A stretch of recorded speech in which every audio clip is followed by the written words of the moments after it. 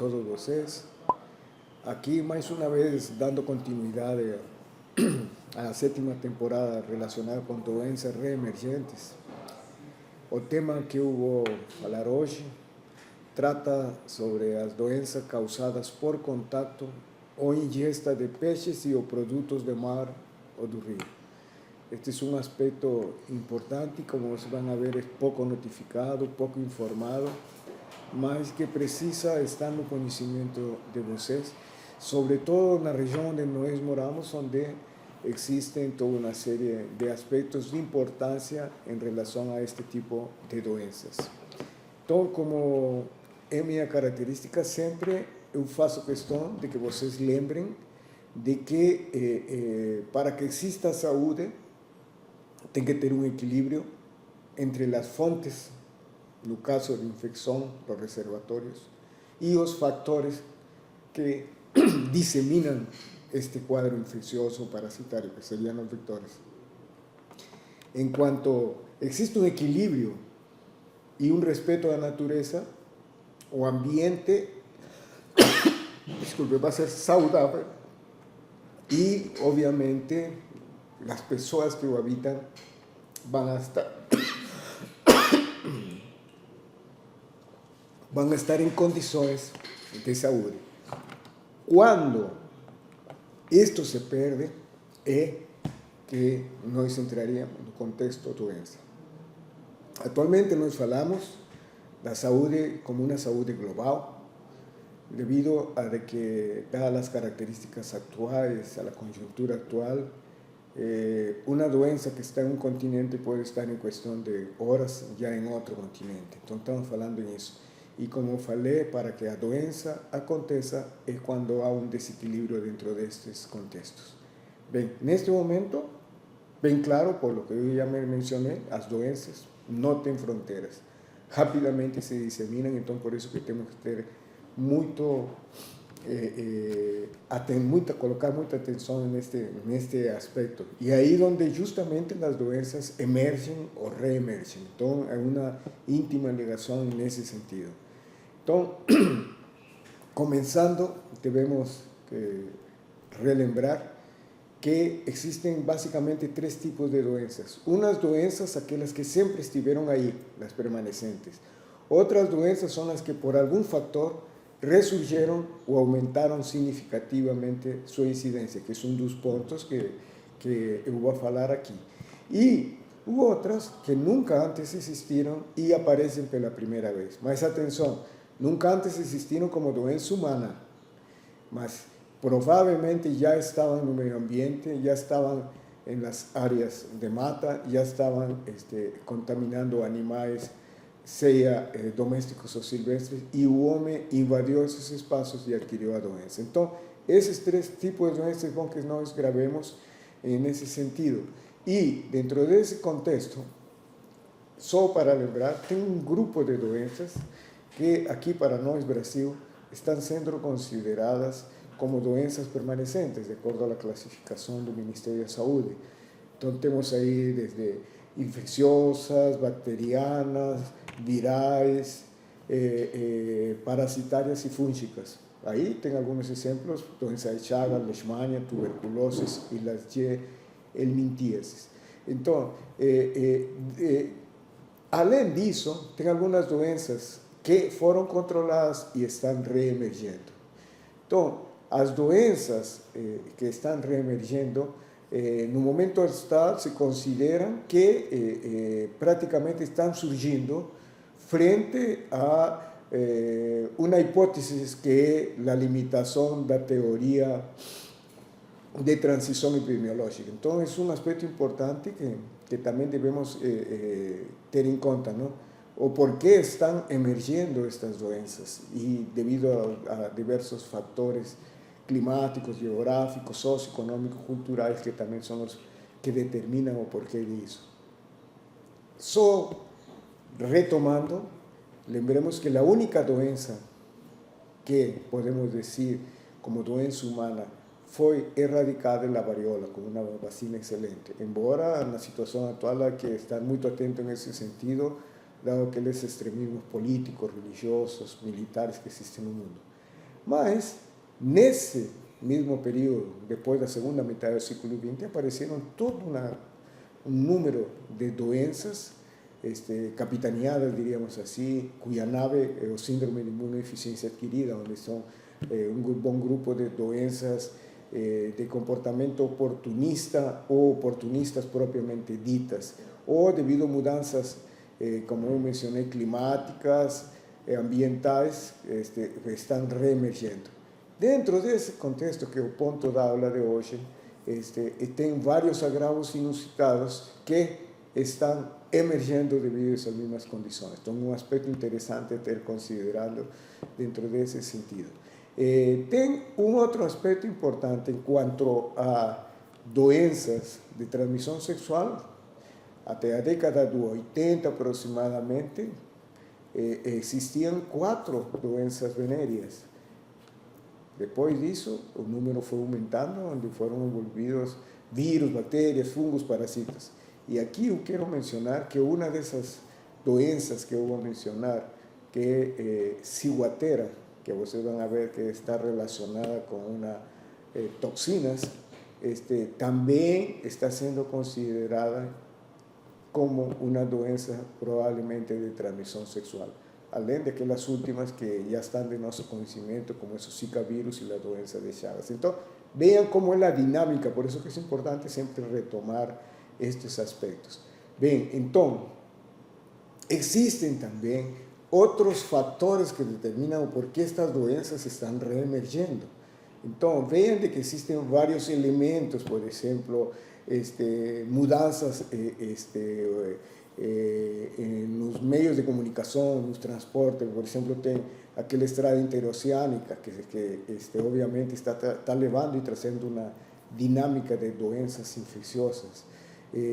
Mas aqui o que eu quero destacar dentro de aqueles novos riscos que se tem, além de tratados de migração, além de tratados fronterizos e doenças de transmissão de via aérea que são pandêmicas, um aspecto importante dentro deste contexto tem os novos hábitos que están entrando justamente dado esa dinámica fronteriza y de entre personas, costumes, que la difilobotriasis y la paraconimiasis, que son dos parasitosis que en algún momento voy a mencionar, que de alguna u otra manera ya se tiene evidencia de casos probables aquí en Brasil. En el resto de América prácticamente todos los países, a excepción de Chile y Argentina, paragónimos prácticamente existen en todas estas partes. Y un aspecto importante, los hospederos de esos paragónimos están más diseminados ainda. Los doentes son que están más limitados a esos países menos, como mencioné, Argentina y Chile, que no tienen ni una confirmación ainda en ese sentido. Entonces, este es un otro elemento a considerar. Nuevos riscos, nuevas doenças, reemergencia de doenças. Entonces, importante lembrar isso. Bien, mas dentro desse contexto, entramos em outro mundo, diríamos assim, não? Então, não são consideradas doenças infectoparasitárias, não são consideradas como doenças tropicais, embora existem nos trópicos. E estes estão dentro de um grupo dos chamados agravos inusitados. Como tem aqui ciguatera, que não vamos discutir, e especificamente está relacionado com água, peixes, produtos de mar e de rios, vandeliosis, que está relacionado con una variedad de un pez que es la Vandelia cirrosa, drulismo, que también es un organismo acuático, que es la drulia, que comenzó a ser determinado, y saturnismo e hidrargirismo, que tienen relación también con manejo ambiental, contaminación de agua, contaminación de los peces. Y tem algunas otras que también están dentro de este grupo, mas que no son de interés para nuestra aula. Lo que sí tem que deixar claro, ya de inicio, son aspectos que es muy difícil considerar si se trata de doenças reemergentes o son doenças ya bien establecidas que reemergen debido a determinadas circunstancias climáticas, ambientales, nuevos comportamientos, nuevos hábitos, una serie de otros aspectos que hay que considerar. Y por ese mismo fato, son doenças pouco diagnosticadas, subnotificadas y o diagnóstico o ignorado o también, podríamos decir, negligenciado. Mas contudo, debido a ese mismo fato que estoy refiriendo, entonces, están siendo catalogadas dentro del grupo de doenças que reemergen y algunas nuevas que estamos comenzando a entender y a comprender debido a todas esas mudanzas antrópicas, como yo estaba refiriéndome. Entonces, si nos partimos de eso, vamos a entender de que existen varios tipos de estas doenças. Una de ellas son las que están relacionadas dentro de aquel gran grupo do ictismo, que dice que tenga que haber peces ahí dentro del sistema. Entonces puede haber accidentes pasivos, o sea, simplemente ingestión de peces. Entonces, algunos que están relacionados con sarcotóxicos, que son intoxicaciones que son consideradas dentro de este contexto porque son toxinas que son, toman contacto con estos animales. Entonces ahí tengo lo tetrodontóxico o ciguatóxico o escombriótico. Por ejemplo, aquí tenemos los bayacús, producen neurotoxinas, tales como la salcitoxina o la tetrodoxitoxina, que es un potente bloqueador neuromuscular y que puede producir paralisia consciente y un óbito por falencia respiratoria. Entonces, atención, los bayacús es un tipo de peixe que hay que tener mucho ese cuidado. Ahora, ten peixes que se alimentan de dinoflagelados, como tenemos aquí o gambiandílicos tóxicos, que es como la garopa, que pueden tener un acúmulo progresivo de esta ciguatoxina en los tejidos, que voy a explicar ahora con un poco más de detalle, provocando un cuadro denominado ciguatera, que es básicamente, o fundamento, es una neurotoxicidad y da señales y síntomas gastrointestinales como neurotóxicos. Entonces, dentro de su ictismo tenemos, como falo, un accidente entre aspas, ¿no? Es pasivo por ter ingerido peces que podemos considerar peces venenosos. De las ciguateras, si nos falamos, mencioné, son dinoflagelados.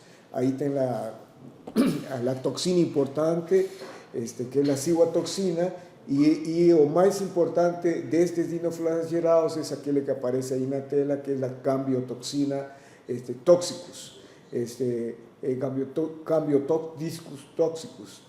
Entonces, produce esa ciguatoxina, mas también debemos lembrar que existen otros dinoflagelados que también producen otras toxinas como malatotoxina o ácido gambérrico y ciclotoxina y otros más.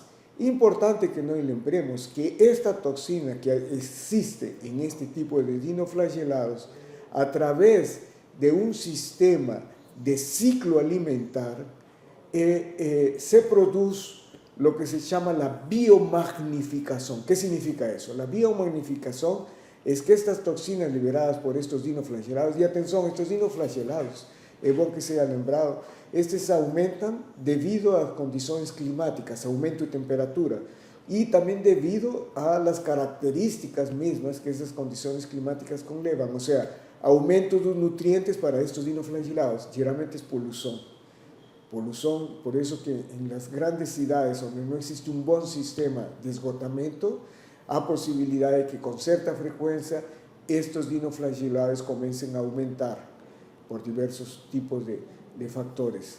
Un descenso. Entonces, a través de esa biomagnificación que va a acontecer, estas toxinas son colocadas, son depositadas en corales o en algas marinas. Estas son ingeridas por peces herbívoros.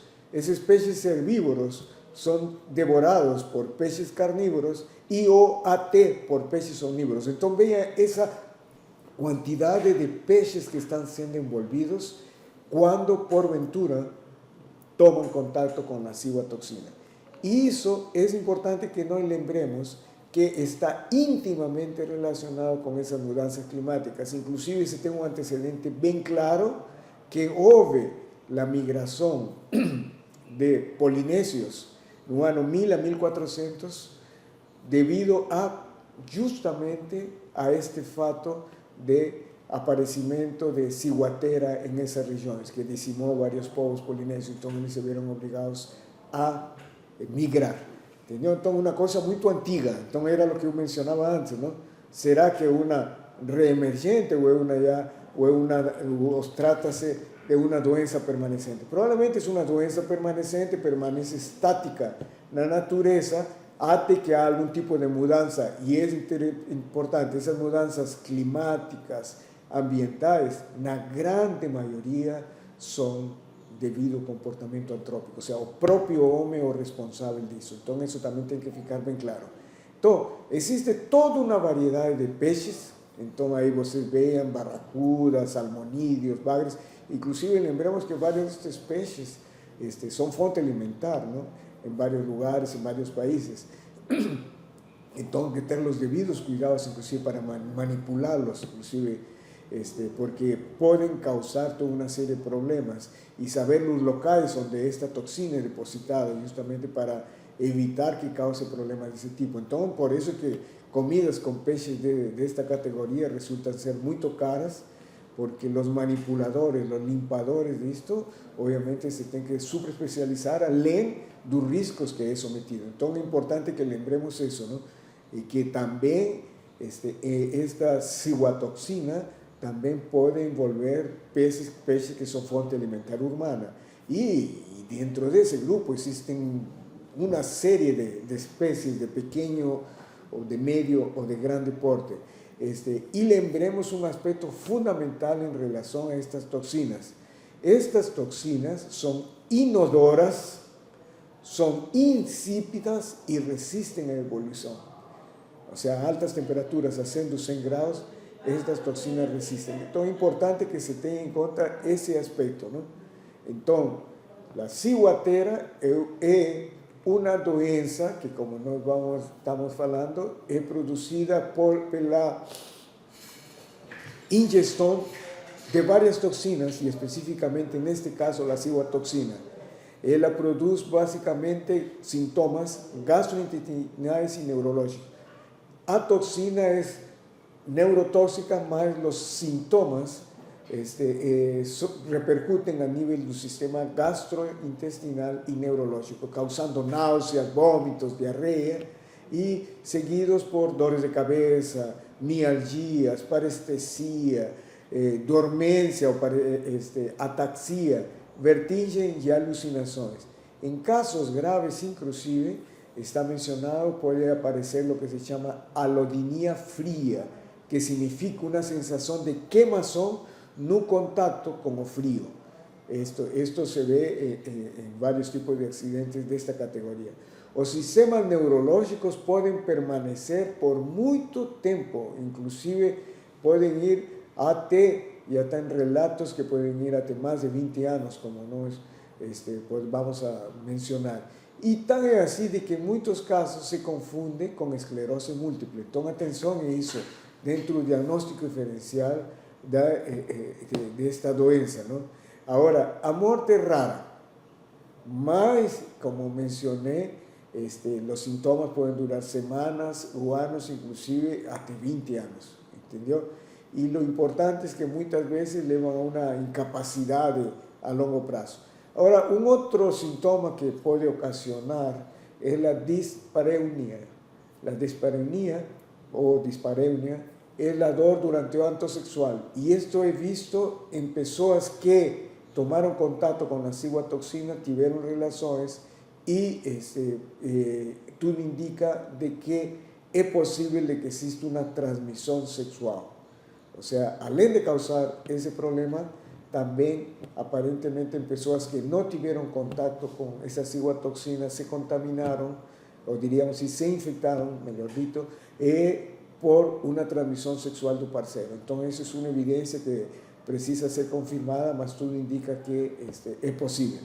Otro aspecto es en latentes que no tuvieron contacto con la ciguatoxina directamente, mas sí con el leite materno, demais que sí se contaminaron y sí se intoxicaron con ciguatoxina, y en ellos aparecieron diarreas y erupciones faciales. Entonces, también ese es un otro aspecto a ser considerado. Si la transmisión Ciguatera puede ser por doença sexualmente, o sea, una doença venérea, o por vía oral a través del leite materno de mães que estaban intoxicadas. Un otro elemento que es importante a considerar, como yo mencioné, la muerte es extremadamente rara. Entre tanto, pacientes que se intoxicaron entonces, con este tipo de toxina, entonces tuvieron muchas recidivas, y esas recidivas son desencadeadas por la ingesta de determinados tipos de alimentos como noces, sementes, bebidas alcohólicas, peixes o también productos que contengan peixe, ¿no? Frango u ovos. Entonces es importante eso. Inclusive también fue observado estas recidivas por la aspiración de fumo. Entonces obsérvese que algunos productos químicos, inclusive la actividad física, pueden desencadenar, pueden ocasionar determinado tipo de recidivas en estos pacientes a largo plazo. Entonces, eso es lo que se refiere a el cuadro clínico. Tratamiento. En cuanto a tratamiento, no existe un tratamiento o antídoto eficaz para la intoxicación. Entre tanto, lo que se recomienda es un tratamiento de soporte. Se ve que los bloqueadores de los canales del calcio, como nifepirina y verapamil, pueden ayudar a disminuir un poco los síntomas. La amitriptilina se vio un poco efectiva en pacientes que tuvieron fatiga o tuvieron parestesia. Entonces también es importante ver eso, ¿no?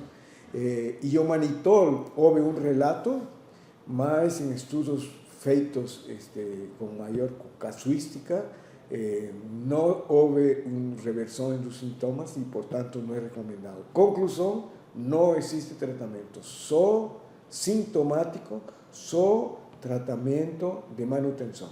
Algunos medicamentos están siendo usados, mas ni uno de ellos con una certeza de eficiencia en este sentido. Entonces, ese es un ejemplo que yo falei de un tipo de doença transmitida por la ingesta de peces. Existe una otra toxina, que es la toxina escombroide, que también es denominada como la histamina del peixe, sobre todo no atún. Es como que produce un cuadro de tipo alérgico debido a la ingestión de alimentos que tienen altos niveles de histamina y otras aminas, y es formado básicamente, esto de aquí, esto es consecuencia de determinadas bacterias. Entonces, esto confirma más una vez el fato de que estas especies que se contaminaron con bacterias que favorecieron o aumento de histamina, determinan un cuadro que es también llamado escombroide o escombroidose, falan algunos otros, ¿no? Entonces, ¿qué causa ahí? ¿Qué síntomas tiene? Los síntomas son parestesia, sensación de queimação da boca, erupções cutâneas no tronco superior, una queda de presión, cefaleia, pruridos na pele, náuseas, vómitos y diarrea. Y esto aparece rápidamente, entre media hora y 2 horas após a ingesta de peixes y específicamente o atún, que estaba contaminado, como yo mencioné, con bacterias que favorecen el crecimiento de estos compuestos vasoactivos. Tratamiento en este caso, antihistamínicos, porque básicamente está relacionado con eso. No se ven casos de muerte, no debe confundirse esto con reacción alérgica o reacción anafilática que es producida en determinadas personas que tengan alergia específica a las proteínas del peixe. En este caso no es proteína del peixe, sino en este caso son las bacterias que tomaron contacto con el peixe y favorecieron el aumento de la histamina. Por eso es que esta doença es la llamada escombroide, que es producida por la toxina escombroide o también llamada la histamina del peixe. Entonces, atención con esto, ya es diferente de la anterior. Existe también intoxicación por diversos tipos de biotoxinas. Tenemos aquí biotoxinas que producen inclusive destrucción. En un caso tenemos aquí la rabdomiolisis, que en algunos casos es severo, causa lesiones importantes. Tem algunos peces que producen esto, como el opacú manteiga o pirapitinga y el langostín. Eles producen una lesión en la musculatura estriada que ocasiona mialgia intensa, fraqueza y rigidez muscular. Entonces, esto es importante también considerar, porque tem varios tipos de cuadros que producen estas mialgias y se les considera como pleurodinia, o sea, como una dor en una área específica torácica, ¿no? Y que puede llevar a una insuficiencia respiratoria, insuficiencia renal, a una insuficiencia hepática.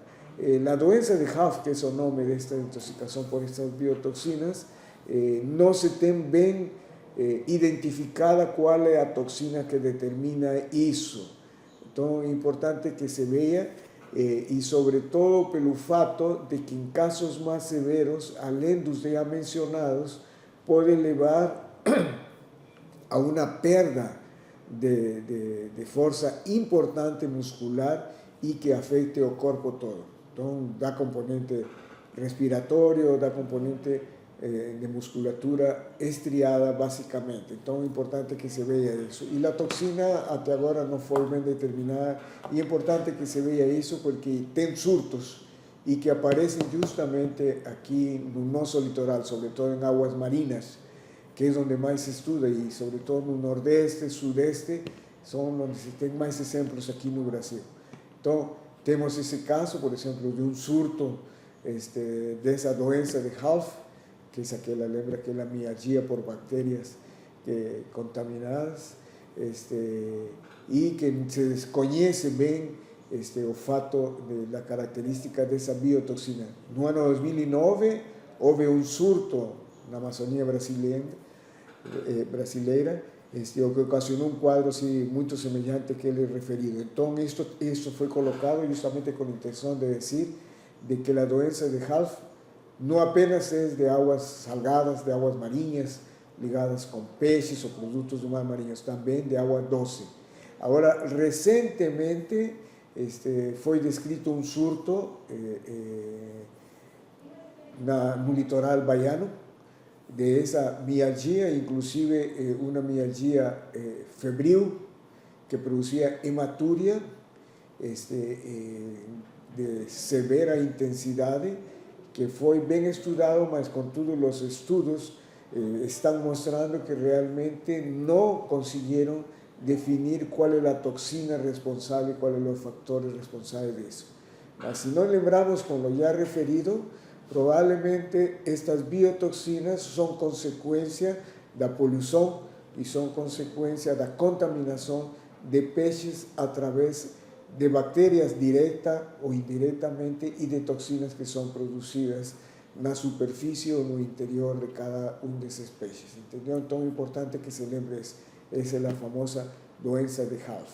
Ahora, existe también un itismo, o sea, relacionado con peces y productos del mar, que es activo. Todo aquello que yo mencioné antes es pasivo, por ingesta de alimentos.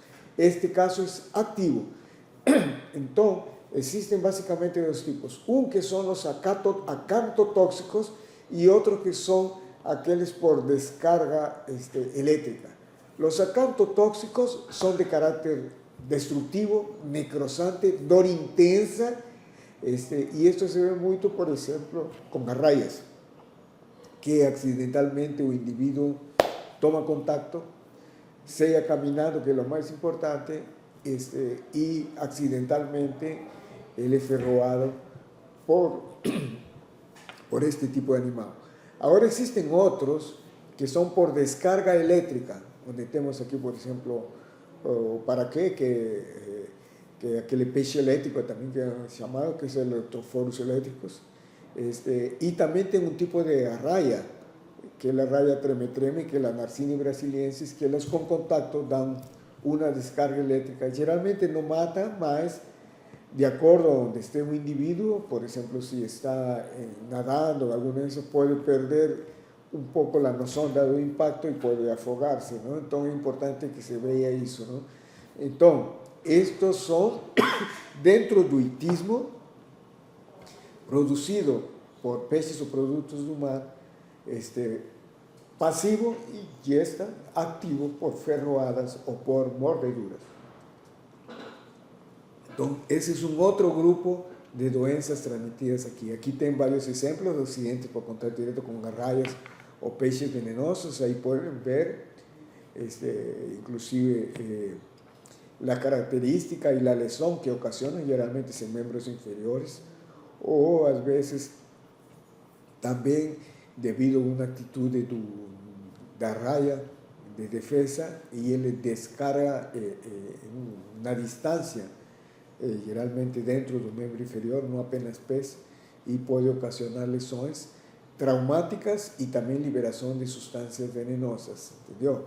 Ahora, también hay el caso de, como es el caso que aparece na foto do ángulo inferior izquierdo, de que accidentalmente aquelas peixes que ficam na lama, no fundo dos leitos dos rios, que podem, de alguma maneira, de forma accidental, así como las rayas, ser pisados o tomar contacto, como por ejemplo con los bagres, y além do accidente traumático, también tienen sustancias tóxicas que pueden ocasionar este tipo de problemas. Y al lado direito, inferior direito, tenemos un otro tipo de peixe, que es un peixe venenoso, que es el peixe escorpión, que también, pelo contacto, puede ocasionar lesiones cutáneas importantes no individuo. Entonces, este es un itismo directo.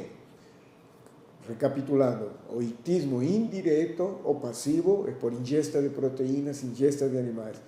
E o activo é pelo próprio animal que inocula ou penetra determinados tipos de órgãos do indivíduo, do peixe ou da raia, para ocasionar este tipo de problemas. Agora bem, então agora passamos para um outro grupo.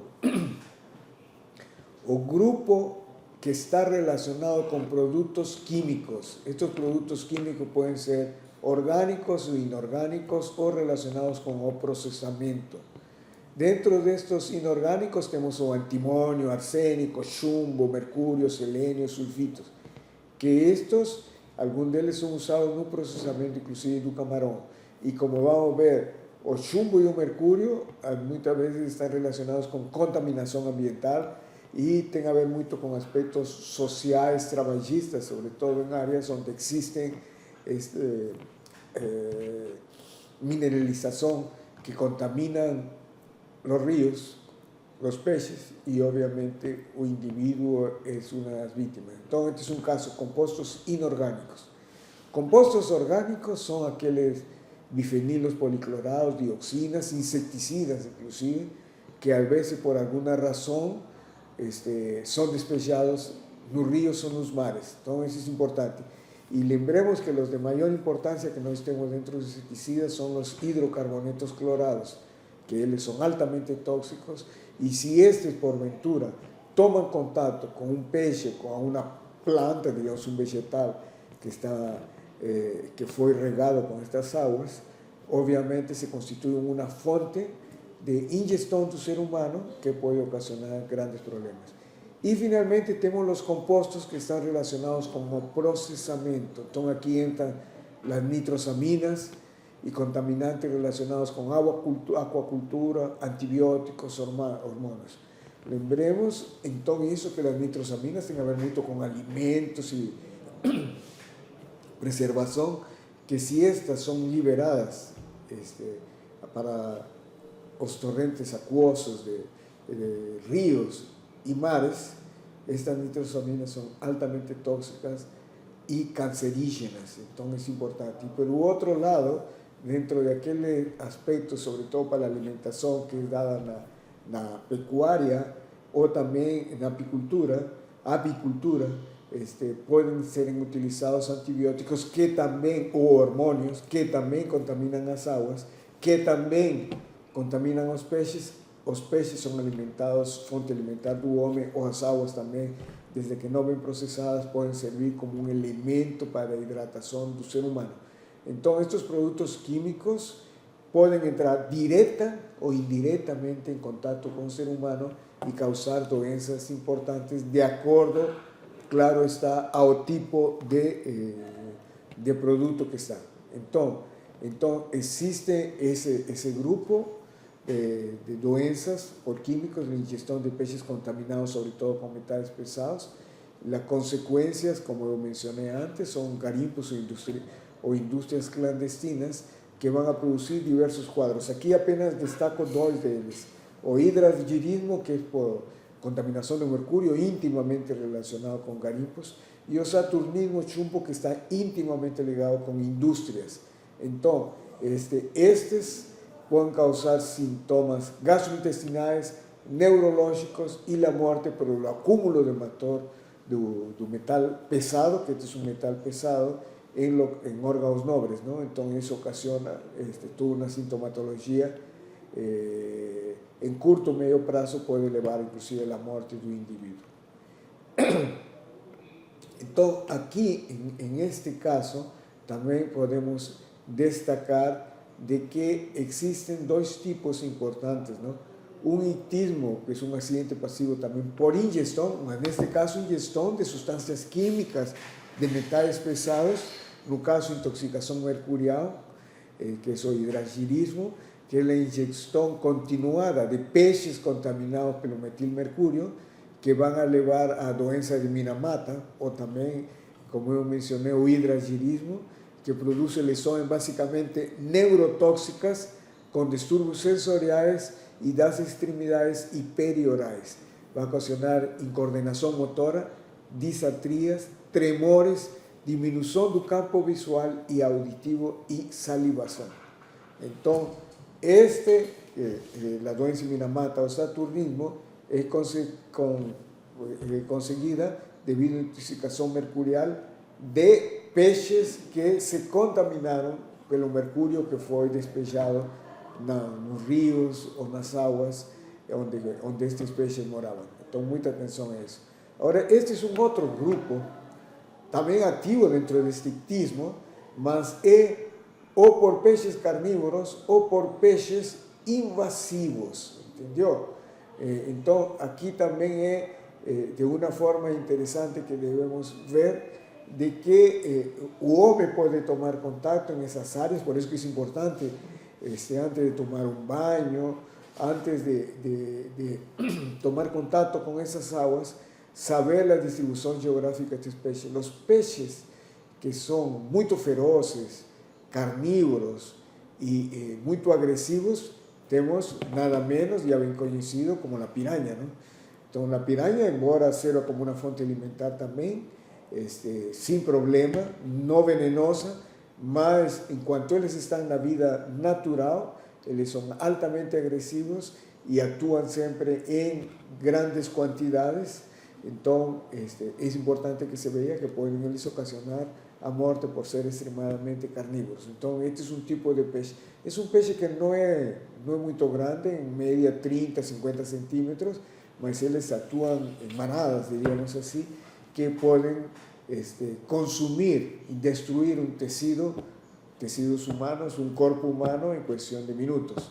Entendeu? Então, muita atenção nesse sentido com este tipo de peixes que são carnívoros e que existem em determinadas áreas geográficas aqui no nosso país. Então, muita atenção nesse sentido.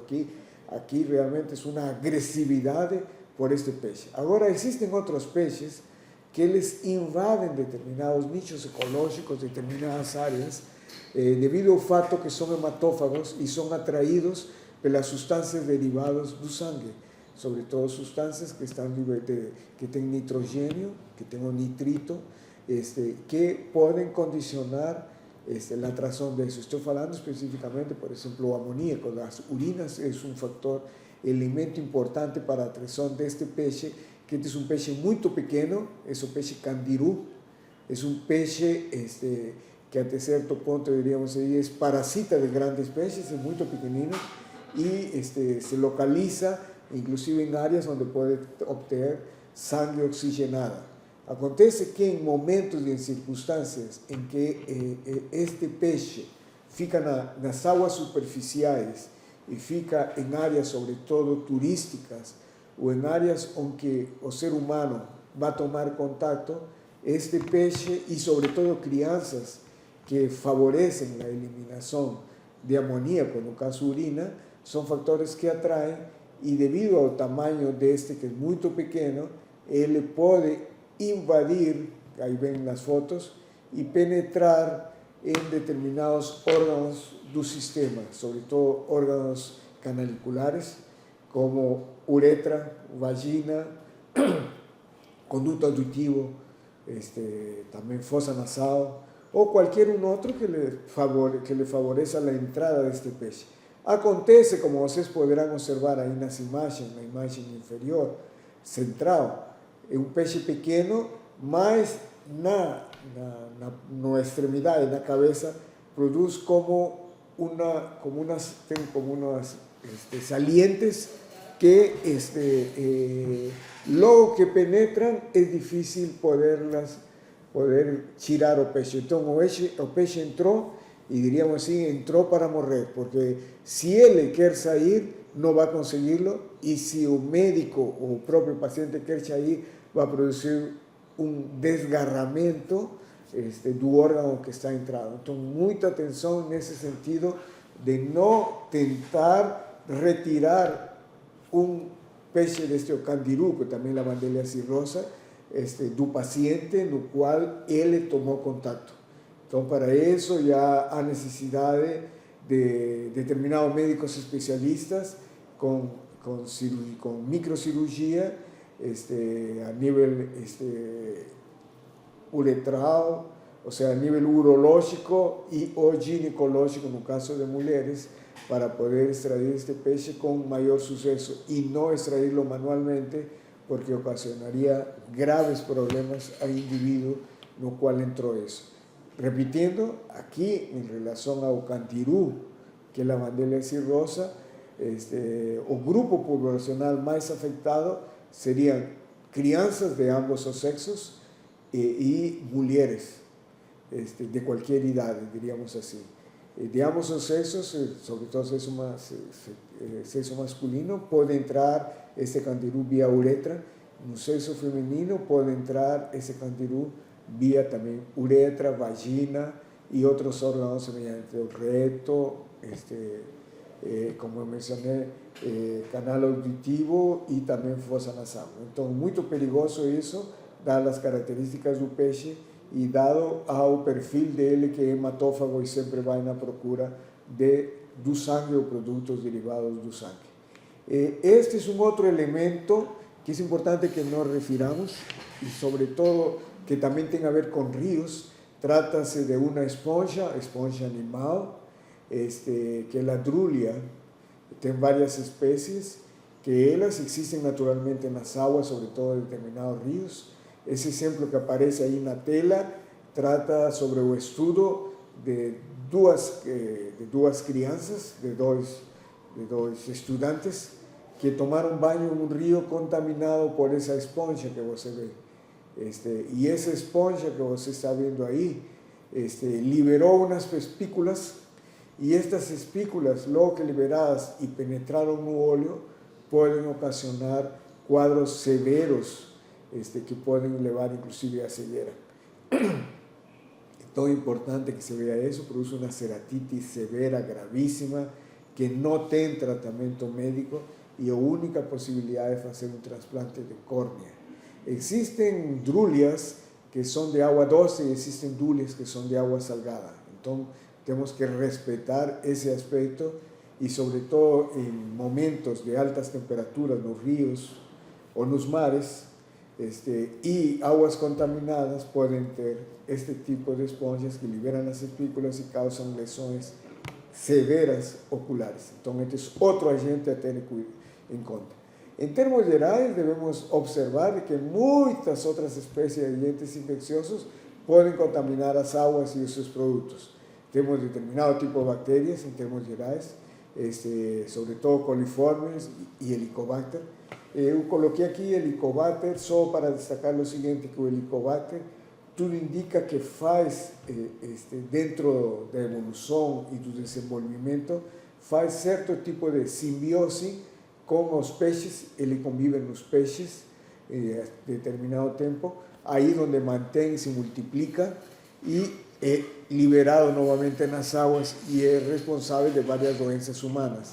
Então, lembremos que o Helicobacter, além de quadros clínicos intestinais, ele é um dos responsáveis de gastrite e, sobretudo, de câncer do estômago, em pessoas predispostas, não? E há uma suspeita que também a inoculação, a inalação de bactérias Helicobacter via aérea pode ocasionar também câncer de pulmão. Então, muita atenção nesse sentido, tá certo? Então, tem bactérias que fazem essa simbiose, tem coliformes que existem em grandes quantidades e outras bactérias que possam estar contaminando também essas águas e ocasionando problemas.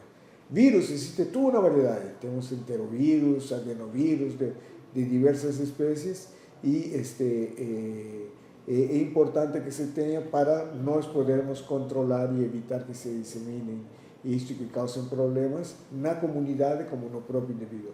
E de fungos e parasitas temos um número bastante extenso em relação a agentes que estão relacionados com este tipo de doenças. Então, só revisando, temos bactérias que contaminam o meio aquático e contaminam também peixes e os produtos do rio e do mar. Temos o Clostridium botulinum, que produz o botulismo. Ele aparece no solo, nos sedimentos aquáticos e também no próprio peixe. Agora, os sintomas que pode ocasionar são náuseas, vômitos, seguidos por um certo número de sinais neurológicos, há uma diminuição da visão, uma perda das funções normais de boca e garganta, associado a uma falha respiratória que usualmente é a causa da morte. A toxina botulínica é exatamente o oposto à toxina tetânica, então produz um relaxamento de vários órgãos do sistema. Tan es así de que en casos de botulismo a veces o diagnóstico rápido puede ser feito con una queda, una tosis palpebral bilateral y apenas restaría descartar que no estemos dentro de un cuadro de miastenia gravis. Entonces, el botulismo también es fácilmente entendido en ese sentido y diagnosticado. Vibrio, tenemos toda una variedad de vibrio, dentro de él es claro, vibrio en cólera, ¿no? Mas debemos entender de que este tipo de doença en un ser humano actualmente produce síntomas que son generalmente gastrointestinales y puede ir de un cuadro asintomático o a un cuadro de clásico con mucha diarrea líquida, ¿no? Entonces eso también puede acontecer. Lembremos que la última pandemia colérica no Brasil entrou pelo Oceano Pacífico, passou para a bacia amazônica, entrou no rio Amazonas e disseminou o vírus colérico no Brasil a partir dessa entrada e contaminação de rios. Então é importante que se veja isso, ¿no? Que a vezes o problema está aí. Ok. Otras bacterias que son conocidas son la salmonelosis, por ejemplo. Y dentro de esa salmonelosis tenemos dos tipos, la tífica y la no tífica. La tífica es más tóxica, diríamos así, si no tratada puede llevar a la muerte, y la no tífica es un poco más moderada, tiene cuadros diarreicos poco intensos. Tenemos diarreas que pueden ser o no tener o no la presencia de muco o de sangre, o sea, pueden ser o no disentéricas, asociadas a dolor abdominal, fiebre, náuseas y vómitos. ¿Entendió? Entonces es la salmonela. Por otro lado tenemos la shigella. La shigella puede presentarse de una forma sintomática o moderada y ocasionar también una diarrea con muco y con sangre, ¿no? Y ocasionar, além de eso, cuadro de deshidratación, fiebre alta y severas cólicas abdominales. Entonces es importante también que se vea eso, que la shigellosis está más relacionada con una diarrea disentérica, ¿no? En corto plazo, de un día o una semana. Los síntomas pueden persistir durante 10 a 15 días si el individuo no está siendo bien tratado. Entonces, es un otro ejemplo de una bacteria que puede contaminar las aguas, los animales acuáticos y no es ingerir y tener doença. Un otro es el Staphylococcus aureus. Este Staphylococcus aureus es un coco gram positivo. Generalmente cuando ocasiona un cuadro o produce dentro de menos de un día, menos de 2 a 4 horas, produce cuadros de diarrea, náuseas y vómitos intensos. Lembremos de que en el caso de este estafilococo es responsable por la intoxicación alimentar y una grande parte de viajantes, existe casi hasta un 70% de viajantes que van a adquirir una diarrea, que se llama diarrea de viajante, por ingestión de aguas o alimentos contaminados con Staphylococcus aureus y o con salmonella, que puede también estar relacionado a eso, y ocasionando estas diarreas disentéricas que es importante que deben ser tratadas para evitar problemas de mayor severidad. Tengo unas otras dos parasitosis que quiero destacar. La fasciola hepática, que esta es adquirida a través de la ingesta de plantas que fueron contaminadas dentro del ciclo, ustedes podrán ver, fueron contaminadas por fasciola hepática. Entonces, en determinados momentos del ciclo, este tipo de planta que fica, generalmente tiene la característica de ficar na beira de los ríos, es contaminada con caramullos infectados y un individuo ser realmente un receptor de este tipo de parásito y ocasionar un problema, porque la fasciola dentro del hábitat es las vías biliares y va a ocasionar cuadros relacionados con eso, como ictericia, fiebre u otros cuadros semejantes que faciliten esto. Una otra doença que es importante que nos destaquemos, que tenga a ver también con agua, otra parasitosis, es el Schistosoma manzoni. En este caso, el individuo va a tomar contacto con aguas que fueron contaminadas por caramullos infectados. ¿Entendió? Entonces también es importante que se vea eso, ¿no? Ese aspecto importante, donde también las aguas pueden estar relacionadas. Lembremos que la fasciola hepática es una cosa activa, es una cosa pasiva, lo que el individuo se contamina comiendo. En los casos de Schistosoma manzoni, aquí un individuo es por accidente que le toma contacto con esas aguas contaminadas y los caramullos infectados liberan un elemento parasitario infectante que es aquel que penetra en la piel del individuo y por contacto adquiere la doença. Entonces, fasciola hepática por ingesta, Schistosoma manzoni por contacto con aguas contaminadas con caramullos infectados. Entonces, es otra forma de ver este tipo de doenças. Dentro de este grupo, tenemos otros parásitos aquí poco estudiados, más que con certeza existen en varias partes del mundo. En Asia, en el Océano Pacífico, por ejemplo, la Anisakíasis muy conocida. La Anisakíasis es una especie de cisticercose do peixe. Es cuando un individuo se alimenta con estos peces, contaminados con cisticercos, ellos van a liberar o anisakis, que sería o cisticerco, y ocasionar una doença por inflamatoria aguda, porque va a liberar o verme, que es la doença provocada por los vermes do arenque, porque o arenque es un tipo de peixe que en ese sentido, ¿no? Entonces, a anisakiase é uma doença que existe, mas é pouco estudada entre nós, mas pode produzir quadros agudos gastrointestinais e quadros inflamatórios relacionados a esto, a la ingesta de peixes contaminados. Ahora, la ginastotomía, sí, que aquí casi no tenemos relatos, salvo casos importados.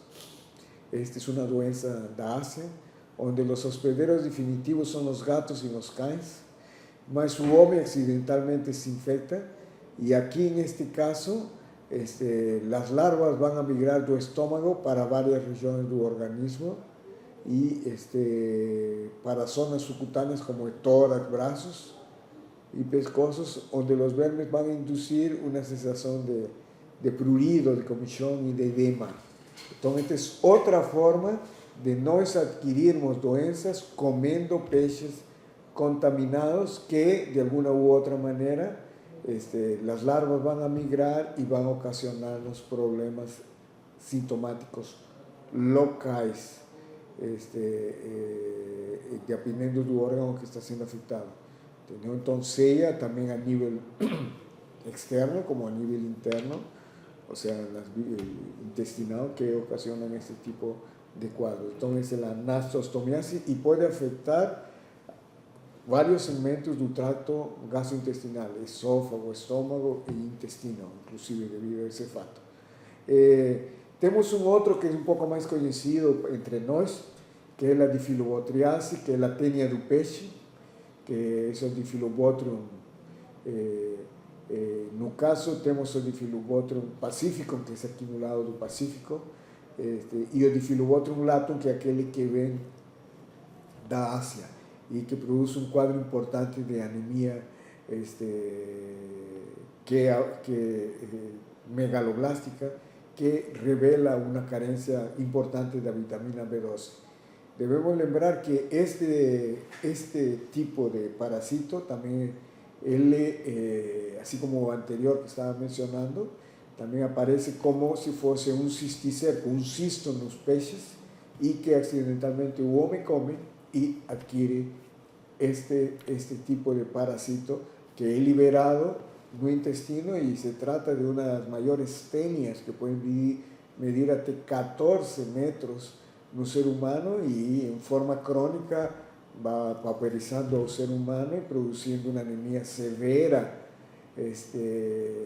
por carencia de vitamina B12, ¿no? Entonces es importante que se entienda eso. Ahora bien, ¿cómo entró aquí? ¿O cómo está entrando aquí? ¿O cómo llegó aquí? Llegó a través de peces contaminados con Diphyllobothrium. La mayoría de estos peces son los salmónidos, o salmón específicamente, y esto viene de salmones importados, salmones que no son nuestros, sino que son salmones importados que entraron aquí, lembrando que es con la ingesta de carne crua o mal cocida de estos salmónidos. Y aquí también tiene que haber un factor importante, que es un factor cultural. Los que más consumen comidas de peces crus o semicrus son los japoneses, chineses, y en el lado pacífico tienen varios países que llaman de colonias incas, españolas, incas españolas, que meten Perú, Ecuador, Colombia, que ingieren peces crus o cuasi crus, o apenas cocidos con determinadas sustancias biológicas o químicas, como o ácido cítrico, o también o limón propiamente dicho, o limón ácido, aquella fruta que utilizan mucho para preparar esos pratos. Un dos nombres que tiene es o ceviche, el famoso ceviche, que ocasiona eso. Entonces, lembremos entonces, en ese aspecto de que en aquellas culturas donde se come un peixe cru o semicru, contaminado con cistos de Difilobotrum, o individuo adquiere. Los casos que se tiene aquí en Brasil son de casos importados que o indivíduo veio ya contaminado de fora ou ele se alimentou de um peixe que chegou aqui de uma forma importada que estava contaminado com Difilobotrum. En ese sentido debemos lembrar que no lado andino, no lado pacífico andino, la costumbre que existe lá y lo que se sabe de que lá son varios tipos de peces y sobre todo aumenta esto cuando es la corriente del Niño que trae una grande cantidad de peces que ven de Asia y entran en el litoral pacífico peruano, ecuatoriano y chileno, y estos peces se favorecen la infección de estos povos. Entonces, varios tipos de peces con varias especies contaminadas en determinadas épocas del año. Y aquí dentro de este caso tengo el Difilobotrum pacífico, que es menos patogénico y virulento si nos consideramos como Difilobotrum latum, que sí es uno de los grandes responsables de producir esa anemia debido a carencia de vitamina B12, anemia megaloblástica. Todo es importante que se vea eso. Todo el Difilobotrum existe, sí, aquí en las Américas. Los casos que llegaron aquí son casos importados por alimentos importados que vieron de otros países. Mas hay que ficar atentos de que pueden haber peces aquí tipo trutas, de que tienen un comportamiento un poco semejante, embora las trutas son más del río. No se tiene evidencia aquí en Brasil de ese tipo de contaminación. Pero en el resto del continente sí hay evidencias de que las trutas pueden contaminarse y que las trutas pueden ser responsables de transmitir esa difilobotriase. En América hay el Difilobotrum pacífico que causa un cuadro más leve. O tratamento es praziquantel, un diagnóstico que es fácil a través del EPF, dado el tamaño que tengo de Difilobotrum y los ovos también que son fácilmente detectables. Entonces es importante que se vea. ¿Cómo prevenir esta doença? A través de cocer bien esas carnes de esas especies o de congelar a menos de 20 grados, por pelo menos 7 días, lo que ni siempre es posible a nivel doméstico, ¿no? Entonces eso es un aspecto importante a ser considerado. Un otro que no estemos dentro de esos parasitas que producen doenças en peces y en humanos, tenemos o Clonorchis, tengo Clonorchis sinensis, ese no hay relatos aquí en América, procede de Asia. Aquí los hospederos intermediados son caracoles y peces de agua, y los hospederos directos son cães, gatos, animales selvagens, y hombre que adquieren este tipo de Clonorchis, viven y estos también se desenvuelven en los canales biliares del fígado. Es una especie de fasciola del fígado que no notemos esa fasciolose ni la fasciolopsis, que es otra doença de una fasciola mucho mayor. Estos son solo de Asia. Nós sí tenemos la fasciola hepática que voy a mencionar a seguir, ¿no? Entonces, es un grupo de doenças importante celebrado y aquí es para colocar más una otra, que es Oparagónimos. Oparagónimos existe prácticamente en toda América, menos el Brasil, y prácticamente son todos los países que rodean el Brasil, tienen este tipo de doença. Embora no es tan grave, debido a que no es la misma especie asiática que existe aquí existe Oparagónimos amazónico o Oparagónimos pacífico, más Oparagónimos que es importante y que causa una doença severa en un ser humano, es Oparagónimos westermani, ese que ven de Asia. Este es un trematode, así como la fasciola hepática, como Clonorchis, mas es un trematode cuyo hábitat son los pulmones. Entonces produce cuadros febriles, con tose, con hemoptise. Tengo algunas sospechas de relatos de tuberculosis refractaria, entre aspas, no Acre, donde por un buen tiempo se está suspeitando de que esos casos realmente sean una paragonimiase pulmonar, mas por falta de experiencia y de conocimiento esos casos no fueron debidamente confirmados como paragónicos pulmonar. Ahora, los países que rodean Brasil, sobre todo Perú, Ecuador y Colombia, sí tienen casos de paragonimiase pulmonar debidamente confirmados y con cuadros de síndrome motoico, con tos con hemoptisis, que pueden confundir con tuberculosis refractaria. Entonces, paragónimos es eso. Ahora, lo importante está cómo o homem adquire essa doença. O homem adquire essa doença através da ingesta de determinado tipo de crustáceos. Lembrem o anterior, que nós falávamos, hortifilobótero, mas comendo peixes. Neste caso, es comendo crustáceos. E crustáceos da mesma maneira, que não são bem cocidos, e se são cocidos só com limão ou com substâncias cítricas, que não permitem a destruição deste parasito. Então, devido a esse costume que existe nos países que rodeiam Brasil, países do Pacífico interandinos, lá existe e aqui não. Mas em cidades fronteiriças, há a suspeita, como eu mencionei, em Assis, Acre, por exemplo, há uma evidências possíveis de que o paragônimos existe. Também na capital do Acre, também podemos ver algumas suspeitas de casos de pacientes com tosse refractária e hemoptise, no qual não foi encontrado o bacilo ácido alcohol resistente, que é o micoBAR positivo, que é o micobacterium tuberculose. Então, a suspeita bem clara que já tenhamos paragônimos nas cidades fronterizas com o Brasil, devido às características de comer crustáceos não bem cocidos. Então, observem aqui, dentro desse mapa, a distribuição geográfica, donde existe la paragonimia es na Asia y na África, y sobre todo en aquel litoral atlántico, y donde se tienen los hospederos y vectores. Ahí vos están viendo un caramuyo y también un caranguejo específico, están, como yo mencioné antes, en un lado de Colombia, en un lado de Perú, Ecuador, parte de Chile, y foi mencionado que algum destes hospederos exista também em parte do extremo, na área central do Brasil. Então é possível de que se estes hábitos e costumes se adaptam no Brasil em comer isso, então a possibilidade pode ser de que esta doença se dissemine mais.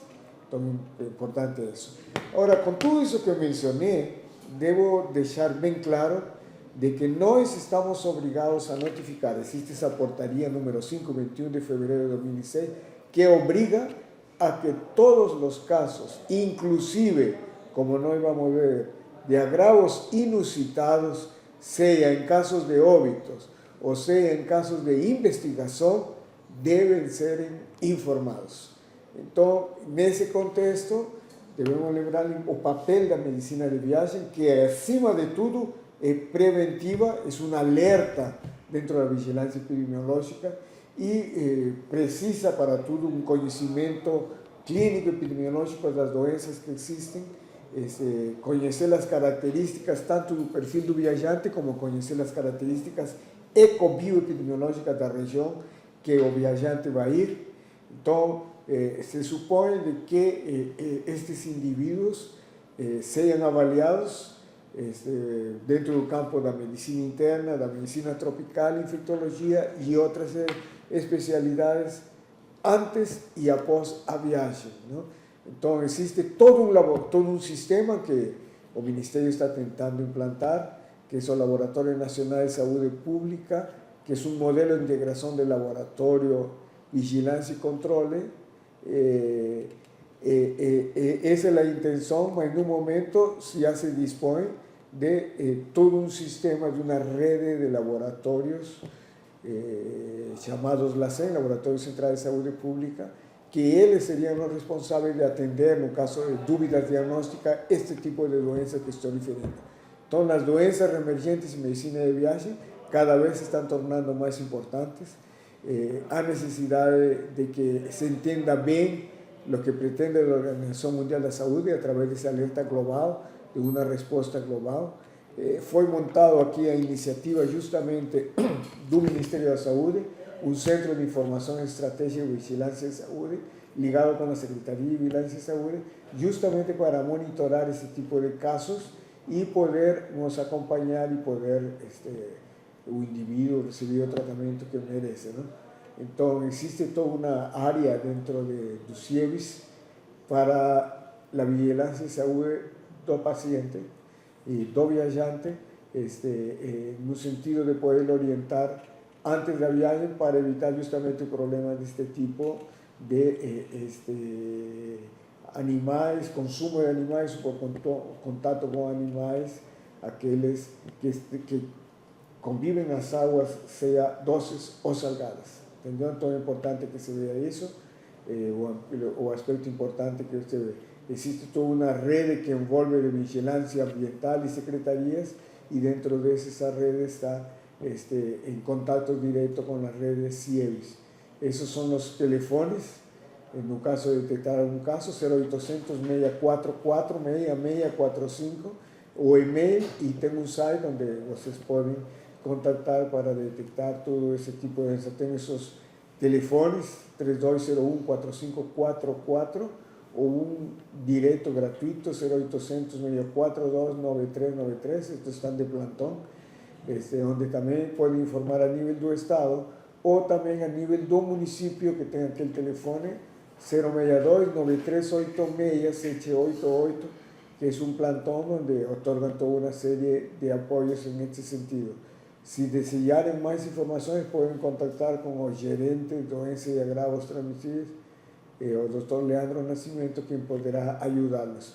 Aqui em Goiânia, temos montado uma unidade sentinela, centro de referência em medicina internacional e de viagem, que já tem uma regulação desde há mais de 7 anos, a regulação 634, onde nós aprendemos pacientes ou indivíduos que nos procurassem dentro do contexto de medicina de viagem ou saúde dos viajantes. Esses são os nossos telefones. O telefone da rede municipal SUS CIEVIS é aquele que aparece lá no extremo superior esquerdo, 3524-3389, e tem um plantão permanente que é o 98402-1922, e os ambulatórios de medicina de viagem que estão tanto no Hospital das Clínicas como no Hospital de Doenças Tropicais. Então, os telefones aparecem aí, no HC é o 3269-8377, e no HDT é o 3201-3673. Sem esquecer de que também se pode serem vistos e solicitar uma teleconsulta através do SUS, a ligação gratuita, através do 0800 646 1560, e de acordo com cada caso, podemos avaliar diretamente aqui nos nossos consultórios. Então, a unidade Sentinela, Centro de Referência de Medicina de Viagem, les deseja que tenham um bom e placentero viagem no dia que vocês quiserem, e estaríamos dispostos a poderlos ajudar através dessa rede que cada vez está mais crescendo, a rede de telesaúde. Nós estamos à disposição para poderles mais informações sobre este tema ou outros que já foram ministrados. Então, desta maneira, esse é o site que vocês podem ter acesso e gratuitamente poder obter informações sobre esta aula ou outras. Então, desta maneira, eu me estou despedindo, sem antes lembrar-lhe que estas doenças reemergentes não é uma coisa nova. Oswaldo Cruz e Adolfo Lutz já falavam no final do século XIX de que para enfrentar estas doenças precisamos criatividade e ousadia e perseverança para um efetivo controle das mesmas. Não? Então, muita atenção a isso. Tem toda uma série de referências aí que eu posso passar para vocês através dos meus e-mails, mas podem aí, quando revisem esta aula, podem coletar aí, podem ver a importância desse tipo de informações. Então, muito obrigado. Eu me coloco à disposição e, se tiverem alguma pergunta que fazer, eu posso respondê-la neste momento. Se alguém estiver aí, como aquele grupo de Niquelândia, ou também responder através dos e-mails que aparecem de costume aí, que é aquele de medicina de viagem, aquele de NUPRM, ou meu direto, que é o mctulianglobal@gmail.com. Se não tiverem mais perguntas, bom, eu agradeço e estaremos em contato até uma próxima oportunidade dentro desta mesma plataforma ou de outras que possam surgir. Então, uma boa tarde com vocês.